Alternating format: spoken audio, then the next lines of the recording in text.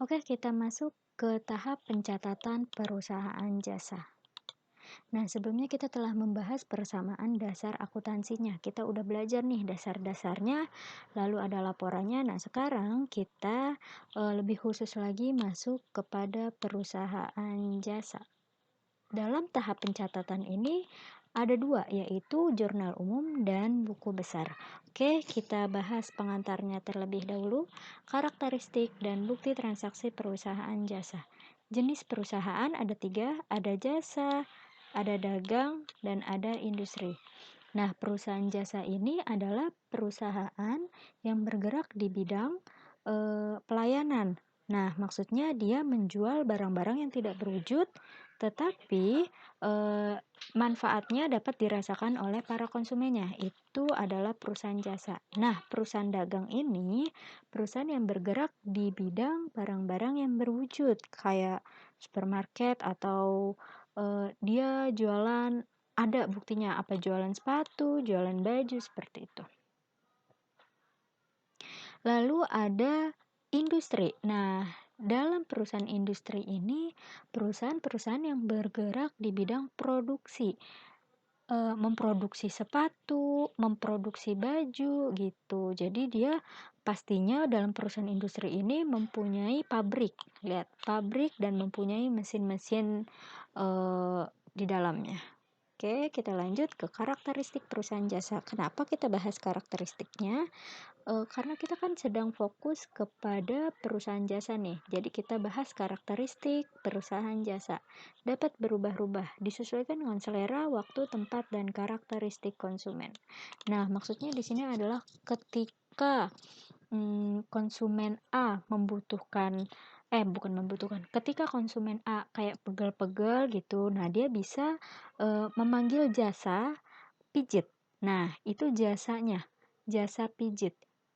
Di dalam jasa pijit itu kan barangnya tidak berwujud kan, tetapi manfaatnya dapat dirasakan oleh konsumen yang pegel-pegel itu. Terus salon misalkan, yang tadinya rambutnya kusut, nah setelah ke salon itu rambutnya rapih, bagus gitu. Walaupun berwujud, tetapi tidak bisa dikonsumsi seperti barang yang ada di perusahaan dagang gitu. Tidak berwujud.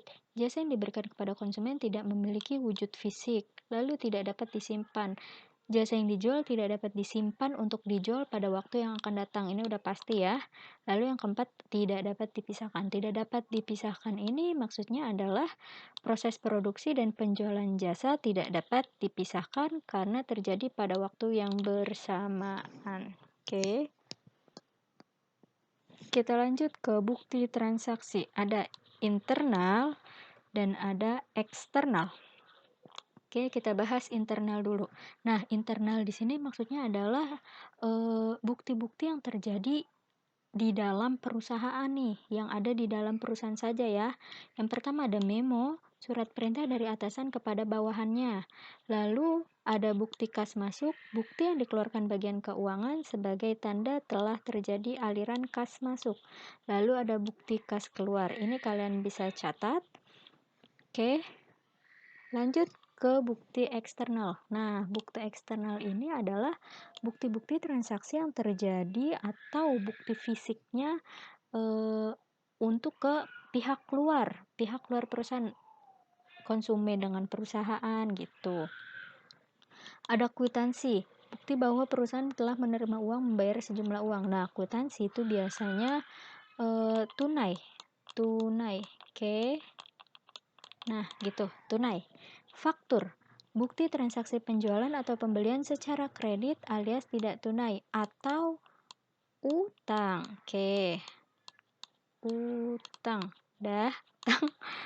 Lalu ada nota kredit. Bukti transaksi yang digunakan untuk mengurangi nominal transaksi sebelumnya yang bersifat kredit.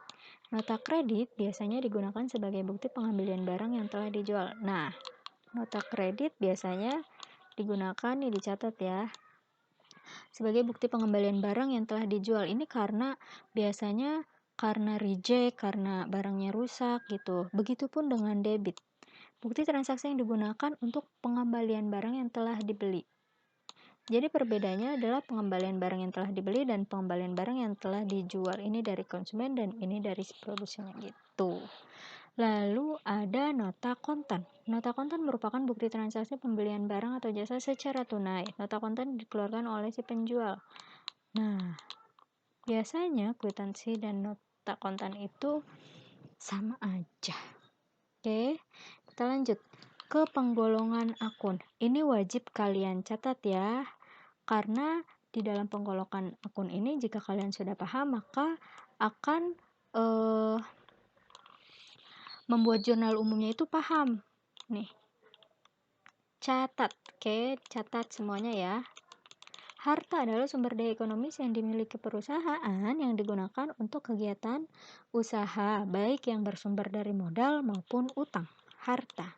Nah, harta ada harta lancar, ada investasi jangka panjang. Ada harta tetap dan harta tidak berwujud. Apapun akunnya, misalkan kas, perlengkapan, surat berharga. Nah, ini harta lancar nih, piutang, wesel tagih, persediaan barang dagang, dan beban dibayar di muka, itu masuknya harta lancar. Nah, kan kita udah tahu nih, harta itu kan masuknya di aktiva dan ada di sebelah kiri atau debit. Nih, kalian harus ingat nih, kas, perlengkapan, surat berharga, piutang, wesel tagih, persediaan barang dagang, dan beban bayar muka itu masuk ke harta. Lalu ada lagi mendapatkan bunga, misalkan dia mendapatkan bunga itu masuknya ke harta juga. Lalu peralatan, mesin, gedung, kendaraan, tanah, dan akumulasi penyusutan masuk harta. Harta tidak berwujud, ada hak paten. Alhamdulillah, azan dulu ya. Oke, kita lanjut ke harta tidak berwujud. Nah, ada hak paten, hak cipta, franchise, goodwill, dan hak merek. Oke, nah akun-akun yang masuk utang. Utang itu hak klaim pihak tertentu atas kekayaan perusahaan dikarenakan aktivitas ekonomis perusahaan. Udah paham lah ya, utang bahasa kalian itu seperti apa, yaitu kewajiban yang harus dibayar, seperti itu. Nah, utang jangka pendek. Ada utang usaha, utang dagang, wesel bayar, beban yang masih harus dibayar, pendapatan diterima di muka. Ada utang, lalu utang jangka panjang, ada utang bank, utang hipotek, ada utang obligasi. Ini kalian harus catat ya. Lalu selanjutnya akun-akun yang masuk di modal. Kecoret tuh.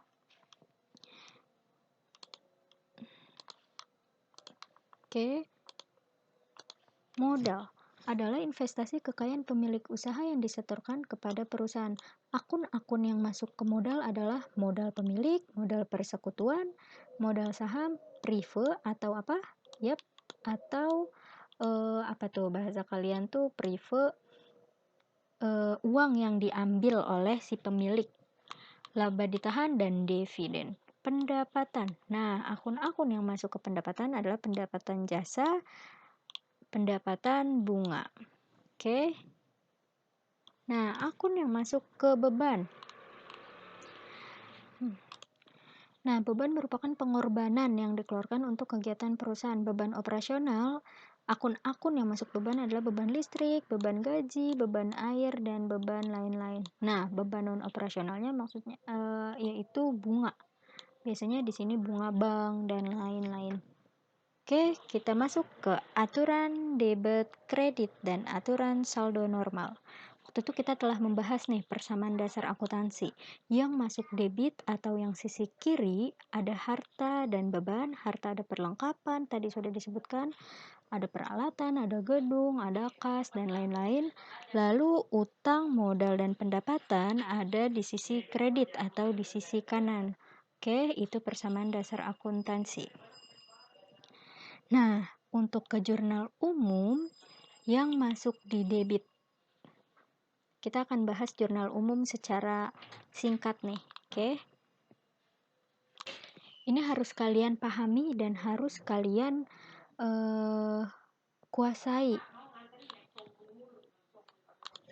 Nah, yang masuk ke debit jika keadaan transaksinya harta dan beban itu bertambah. Nah, Lalu utang, modal, dan pendapatan berkurang itu masuknya ke debit. Ini harus dicatat nih ya. Harta dan beban bertambah atau naik itu masuk ke debit, dan utang, modal, dan pendapatan berkurang itu masuknya di debit. Nah, selanjutnya kita akan membahas di kredit. Kredit jika keadaan transaksinya itu harta dan beban berkurang atau menurun, lalu utang, modal, dan pendapatan itu bertambah atau naik, itu masuknya di kredit atau di sebelah kanan ya. Nah, ini saldo normalnya nih, perkiraan atau akun. Ada harta, utang, modal, pendapatan, dan beban. Jika bertambah, masuknya ke debit. Jika harta berkurang, maka masuknya di kredit. Nah, untuk normalnya yang waktu kita bahas di persamaan dasar itu adanya di debit, selalu ada di debit. Oke. Nah, utang. Utang jika bertambah masuknya ke kredit, dan jika berkurang masuknya ke debit. Untuk saldo normalnya adanya di kredit. Kalian harus paham betul untuk semua ini. Oke, sampai beban ya. Nah, jika bebannya bertambah, masuknya ke debit, dan berkurang, masuknya ke kredit. Normalnya, beban itu adanya di debit. Oke, nah ini masuk ke konsepnya nih. Ibu kasih contoh ya, nih. Misal ini T-account dulu, kita bahas T-account. Oke, ini T-account. Sorry, kecoret nih. Ini T semuanya nih ya. Nah, sebelah kiri itu debit, sebelah kanan itu kredit. Debit, kredit. Dan lain-lain. Semuanya nih DK. Nah, untuk apa ya namanya? Konsep yang harus kalian ingat. Oke, nih. Turun atau berkurang. Nah, oke.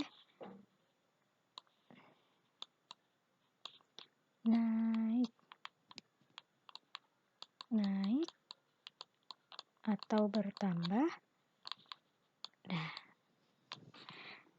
ini anggap aja bagian sini tidak ada dulu ya. Bagian sini tidak ada dulu. Kita akan membicarakan tentang balance sheet dulu atau neraca dulu. Yang ada harta, utang, dan modal.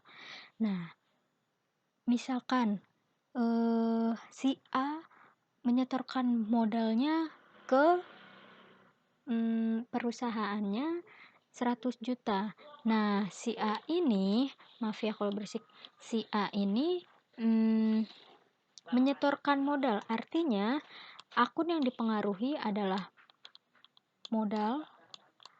modalnya naik, kan menyetorkan modal, artinya modal naik dong. Nah, kasnya, untuk kas perusahaannya pun naik, ya kan? Bertambah atau naik. Modal naik, kita lihat. Nah, untuk utang dan modal ini kita lihat di panah yang sebelah kanan. Modal naik.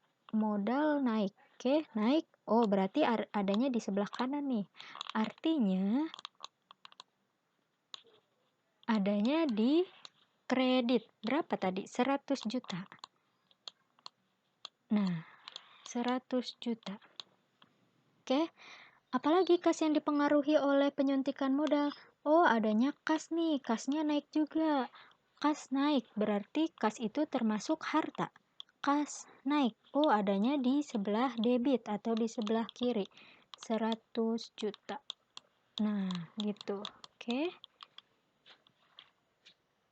Misalkan lagi perusahaan berhutang kepada bank. Oh, hutang nih kepada bank 50 juta. Nah, utang nih 50 juta. Artinya akun yang dipengaruhi ada utang. Utang artinya bertambah dong. Utang kita naik atau bertambah. Nah, selain itu utang berarti kasnya masuk nih. Kas kita bertambah juga. Oke, kas bertambah. artinya utang bertambah. Kita lihat di sini. Oh, utang bertambah ada di sisi kanan atau di sisi kredit. Tadi berapa? 50 juta. Oke, 50 juta. Nah, kasnya bertambah juga. Kas bertambah ada di harta. Kas bertambah. Oh, sebelah kiri nih atau di debit. Nah, 50 juta. Gitu. Nah, bagaimana dengan pendapatan dan beban? Nah, pendapatan dan beban ini sudah kita bahas sebelumnya nih. Kamu lihat ya. Oh, pendapatan kalau naik atau bertambah itu ada di sisi kredit. Sisi kredit itu ada di sisi kanan. Selain itu, ada beban. Oh, beban kalau bertambah ada di debit nih. Pokoknya kalian harus ingat keadaan transaksi apa yang masuk di debit. Nah, ini harus dicatat. Dan keadaan atau kondisi seperti apa, transaksi apa yang masuk di kredit. Ini kalian harus catat. Jadi nanti untuk memposting atau memasukkan di jurnal umumnya itu lebih mudah nih. Jadi kalian udah nggak bingung lagi. Oke? Nah, ini adalah the account-nya ya. Nah, penomoran akun ada di gambar. Bentar, Ibu lihat dulu ya. Ini kalian bisa screenshot mana ya? Gambar. Bentar, Ibu pause dulu. Nah, ini penomoran akun gunanya untuk memasukkan ke postingan ke buku besar nih. Nah, nanti ada nomor ref atau nomor akun. Ini kalian bisa screenshot atau nanti Ibu lampirkan di materi bawah ini ya. Oke. Nah, kita lanjut ke PowerPoint-nya. Tahap pencatatan perusahaan jasa. Wah, dari ulang. Bentar. Oke, udah. Tahap pencatatan perusahaan jasa. Nah, jurnal umum. Apa sih gunanya jurnal umum? Nah, dalam jurnal umum ini misalkan kamu mencatat atau mempunyai buku harian nih. Misalkan kalau misalkan di apa namanya ya? Keadaan tertentu, misal kalian di mall nih sendirian, tiba-tiba ada yang mau kenalan nih sama kamu, minta nomornya dong. Nah, itu kamu biasanya dicatat kan nih di buku harian, tanggal segini ada yang mau kenalan dengan saya karena saya lagi sendirian di mall gitu. Nah, itu namanya jurnal harian. Kalau jurnal umum, suatu kejadian apapun yang mengenai transaksi. Misalkan tanggal 4 April saya mendapatkan uang dari ibu. Nah, itu masuknya ke kas kita dong, ke kantong kita. Terus saya tanggal 5 itu mempunyai hutang dengan si A. Nah, itu adalah jurnal umum atau bahasa formulir dalam proses pencatatan keuangan secara kronologis yang digunakan sebagai dasar penentuan akun dan jumlah uang yang harus didebet atau dikredit. Oke. Nah, ini langkah-langkahnya. Catatlah tanggal terjadinya transaksi pada kolom tanggal. Kolom tanggal sebelah kiri untuk tahun dan bulan, sedangkan sebelah kanan untuk tanggalnya. Oke, yang kedua ada masukkan nama-nama akun yang telah dianalisis ke kolom keterangan. Jika akun tersebut posisinya di debit, maka harus dirapatkan ke kiri. Jika akun tersebut posisinya di kanan, maka akun tersebut harus menjorok ke kanan. Demikian akun-akun yang dicatat di debit dan kredit tidak sejajar. Nah, gunanya untuk membedakan antara debit dan kredit, makanya dibuatnya tidak sejajar. Nanti kita lihat contohnya. Oke, masukkan nominal uang dalam transaksi sesuai kolom debit dan kredit. Untuk kolom ref akan diisi kemudian. Ketika jurnal 1 periode selesai, akan dilakukan posting ke buku besar. Nah, yang tadi tuh penomoran akun kas, ref diisi dengan nomor akun. Oke, selanjutnya adalah buku besar. Buku besar akan kita bahas pertemuan selanjutnya ya. Nah, kita bahas Excelnya. Mana nih? Excel. Oke, soal analisis transaksi. Sekarang kita belajar soal analisis transaksinya ya. Yang pertama, tanggal 1 Mei 2020 diterima cek dari pemilik usaha sebagai tambahan modal 200 juta. Artinya, apa saja akun yang dipengaruhi? Nah, diterima cek dari pemilik usaha sebagai tambahan. Oh, kas nih, kasnya bertambah. Kas, oh gede-gede. Kas bertambah di mana? Di debit. Nih, kita balik lagi nih. Kok debit tuh sih? Ini ibu bikin 2 nih ya. Biar kalian, sorry, tar dulu. Nah, gini. Kita lihat di sini. Yang tadi telah kita bahas. Nah, ini dia. Kas bertambah. Kas itu termasuk harta. Bagaimana bertambah? Nah, bertambah itu masuknya di debit nih. Tuh, di debit ya. Kas bertambah di debit. Apalagi sih akun yang terpengaruh? Oh, modalnya bertambah juga nih. Modal bertambah. Nah, modal bertambah ada di kredit. Oke, di kredit. Berarti modal bertambah di kredit. Nah, sebelum kita masuk ke jurnal umum, kita harus paham dulu nih soal analisis transaksinya.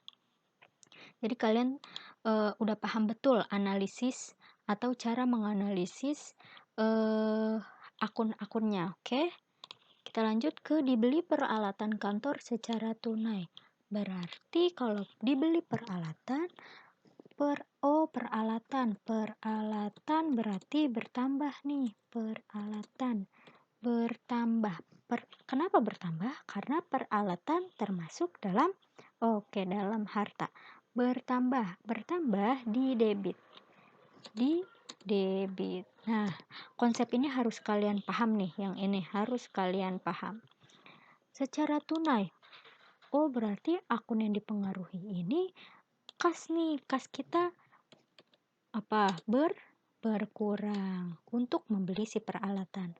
Kas itu termasuk apa? Kas termasuk harta. Harta jika berkurang, masuknya ke kredit. Di kredit. Nah, sampai di sini kalian paham ya? Oh, lanjut lagi nih. Pada tanggal berapa nih? Pada tanggal 3 Mei dibeli perlengkapan 500.000 secara kredit. Dibeli perlengkapan 500.000 secara kredit. Artinya perlengkapan kita bertambah.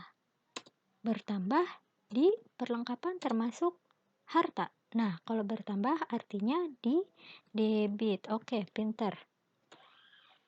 Oke, lanjut secara kredit. Nah, akun yang dipengaruhi yang lainnya adalah utang. Kenapa utang? Karena dia beli perlengkapannya secara kredit. Utangnya artinya apa? Ya, nambah. Utang bertambah ada di mana? Nih, utang bertambah ada di kredit. Oke, di kredit. Sampai sini kalian paham ya?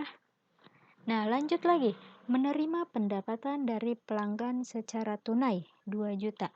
Menerima pendapatan dari pelanggan secara tunai. Nah, ini artinya pendapatan. Pendapatannya bertambah dong. Nah, pendapatan bertambah adanya di kredit. Alhamdulillahirrahmanirrahim. Di kredit. Oke, secara tunai artinya kita mendapatkan kas nih. Kas kita bertambah. Kas bertambah adanya di kas. Kas itu adalah harta bertambah di debit. Oke, di debit kalau Excel udah otomatis gini ya. Membayar tagihan listrik 750.000. Nah, membayar tagihan listrik 750.000.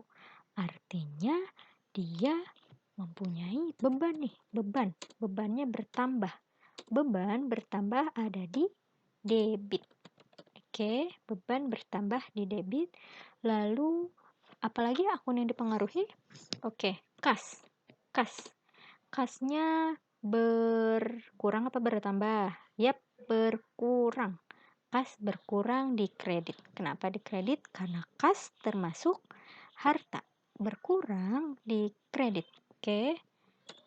Lanjut. Diselesaikan pekerjaan servis senilai 100.000 namun belum dibayarkan oleh pelanggan. Nah, artinya apa nih? Kita dapat apa? Pendapatan. Nah, pendapatan kita bertambah. Berarti pendapatan bertambah adanya di kredit. Oke, udah otomatis di Excel.